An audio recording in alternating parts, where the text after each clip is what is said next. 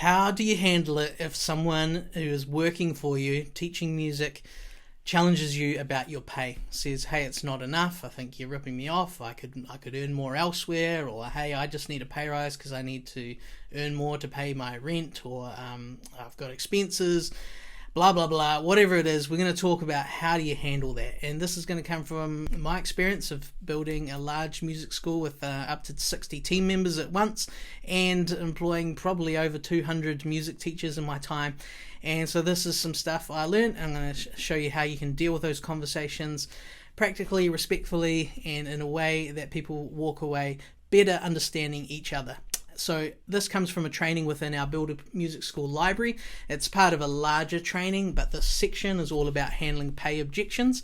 I think you're going to find it really useful. If you would like to watch the full training, where we go into detail about developing pay scales and show you exactly how to do that, and you can get access to all our pay scales and how we calculate that stuff, you can grab a free trial to our Build a Music School community. We call it the BAM Squad.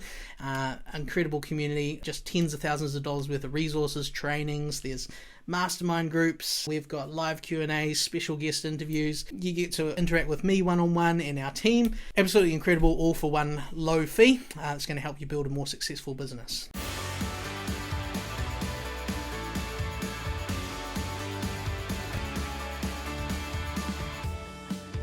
Let's now talk about objection handling, and how do you handle it when someone comes to you and says, hey, could you pay me more, or I think this is unfair, or hey, you're charging this much but I'm only getting this much.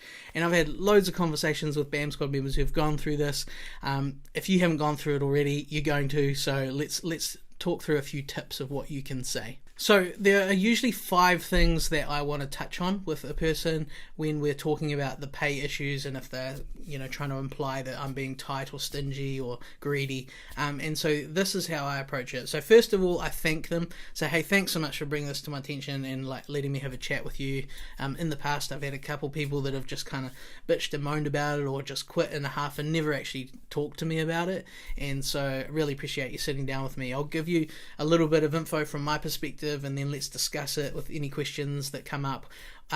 Or it might be a lot to take in, so you can go away and think about it and just come grab me, or book a meeting and let's talk it through when you're ready. So no rush to have to think on your feet and answer this. I want to make sure that you really understand it, and you walk away thinking that it's fair as well. Is that cool?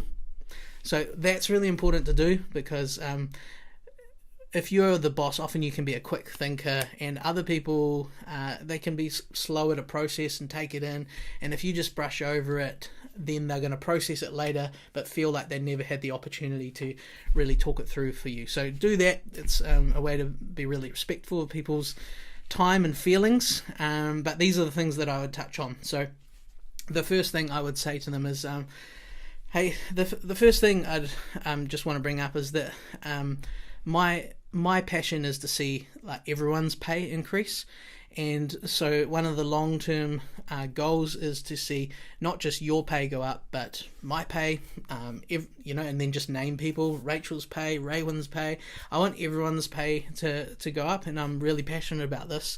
And I wish we were further along in this journey, but I'm also at the same time really proud of how far we've come. And I remember, and then just quote what it was like when you first started. So you can say, so in my case, I'd say, I remember when we first started, and Nathan was the first team member, and he got $25 an hour, but he only got paid for the students that showed up. He was a contractor, and he didn't get holiday pay, sick pay, superannuation, annual bank holidays, all that sort of stuff. And so where we are now is just 10 times better, with all the benefits and extra hours and job opportunities. And so we have come a long way, but yeah, we're not where I would like it to be, and so we are working towards it. And if you look back through history, you can see the trajectory getting better and better, but it's not an overnight magical change, but you can see that we do have this history of getting better. And so if you're happy to wait that out, things will keep improving.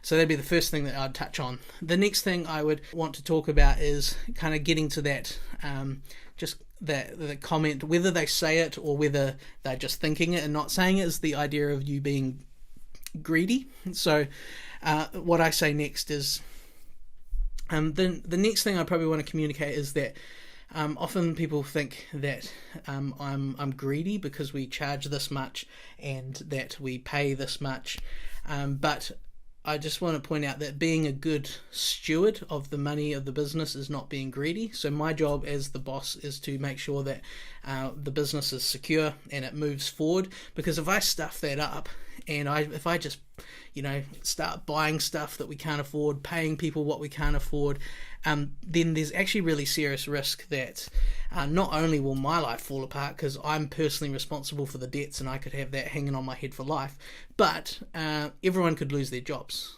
if I stuff that up. So I have to be a good steward, make sure that we don't spend money before we earn it.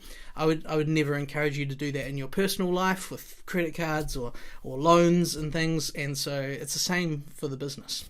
So that's how I would sort of undercut that, and that one there really does cut through a lot of presuppositions that people have. Let's move on to the third one, and this is more about teaching groups. So this is a challenge you might get where people say, look, I'm teaching group classes and I want to get paid more because I was teaching one person for this rate and now I'm teaching 3 people or 5 people. I want to get paid more. So this is one of the things that I would say there. I would say when it comes to group lessons, honestly, like, you're doing an amazing job. It's so cool. We really appreciate you. Make sure they understand that. But I think often people assume that it's just the teacher that actually deserves more pay for the increased class numbers. But actually one argument you may have never even heard, because often the people that might make it too humble to ever bring it up, but there is a real strong case to be made that it's actually the administrators that deserve more for group classes, because the teacher still teaches. They don't do 5 times more work in that class, but the administrator has to do 5 times more timetabling, admin, billing, chasing up missing fees or credit card payments that have bounced, doing concert scheduling, all this extra stuff. And so one could actually argue that if we wanted to pay anyone more that really deserved it, it might actually be the administrator. And so another case could actually be made that it's the business needs more money, because we had to do 5 times more marketing to get those people in the door. There's 5 times more equipment and instruments that are needed. We had to invest more into all the planning and logistics and the admin. We had to invest in more training for the team, so hopefully you're doing that. And even right down to repairs, and even give that example, right down to the amount of toilet paper. And so when we look at the group fees and what is coming in, I don't think that it's actually reasonable that it's just the teacher should be getting more. And so that brings me back to that point where it's actually the whole business, we're all a team. We can't actually operate without each other. It just would fall apart if all we were was teachers, or if all we were was managers or administrators. And so we actually all deserve to move up. And so that comes back to what I've been saying, is as the business gets better, we can pay everyone more. And that is my goal. The second to last thing I'd say is the needle can be moved faster. So this is where I want them to understand what they can do to help increase the pay. So I would say right now we're paying the limit of what we can afford, and we're not in a position to increase your pay, but I anticipate that the next pay increase will be around, and you might say 6 months, or your review is in 2 months or 7 months. And so give an honest answer. And if that person really does deserve more, if you haven't done a review for a long time, or think through, look at the people you're paying, what you're paying them, how does this person scale up. If it is out of kilter, you may want to bump their pay up. But if you're in a position where you can't, this is what you're sort of saying. Hey, right now we're at our limit, but I do anticipate that we'll be able to increase. I can't promise it, but that's a goal I'm personally working to as the director here. And so then you would say, coming back to we can move the needle faster, the way that we could speed that up is literally if 2 things happen. The business earns more money or saves more money. And so some strategies that we're currently focusing on around that are, and so you would list things.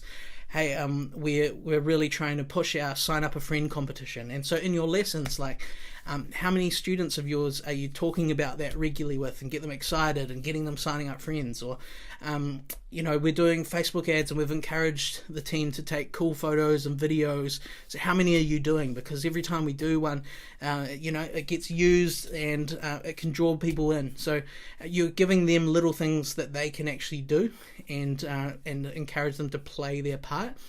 And so that's one thing that you can do. Another thing is you could set like a numbers target. You'd say, hey, when we pass 200 students, I want to give everyone $1 raise. And currently we're at 185. It's only 15 to go. You can set numbers like that. Yeah, in just anything practical that you can think, like list it there. And so think through all the things that would actually move the needle that they can do. And some of those things they can be doing in times where, a class is not happening because kids are sick, or little gaps where they could just sit and practice and waste time, but maybe they can actually do some little things that would help move the business forward.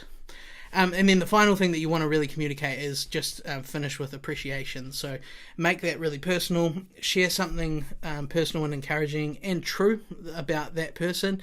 Hey, you've been doing a really awesome job with this, and I can really see you, if you believe it, stepping into a leadership role in the future. And I'm working my butt off to get the business to a place where more of these opportunities can be open to people like you. I wish I could do it faster. I don't think you would doubt that I'm not working hard enough, and so let's just keep working the plan. And so that's the sort of feedback that you want to be giving, and just making sure that they feel encouraged. So all that to say, do make sure that you have thought through their concerns. Is your pay unfair? Have you actually taken the time to figure things out? Have they been missing out on a pay rise that should have come earlier and you need to address it? All those sorts of things. So that's what I want to share with you around this topic. I'll let you go make a pay scale. You can download the resources and things here.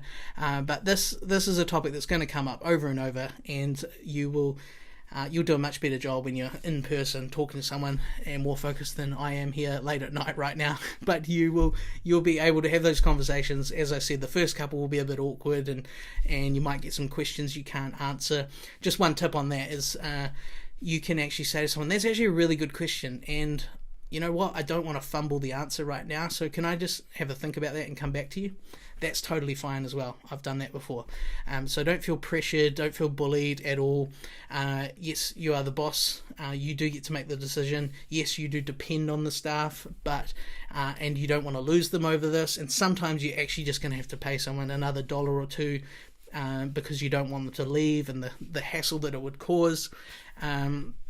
It's just not worth it. But you want to be careful that you're not getting bullied and pushed beyond your financial means and having to just constantly lower your pay to make it work for other people.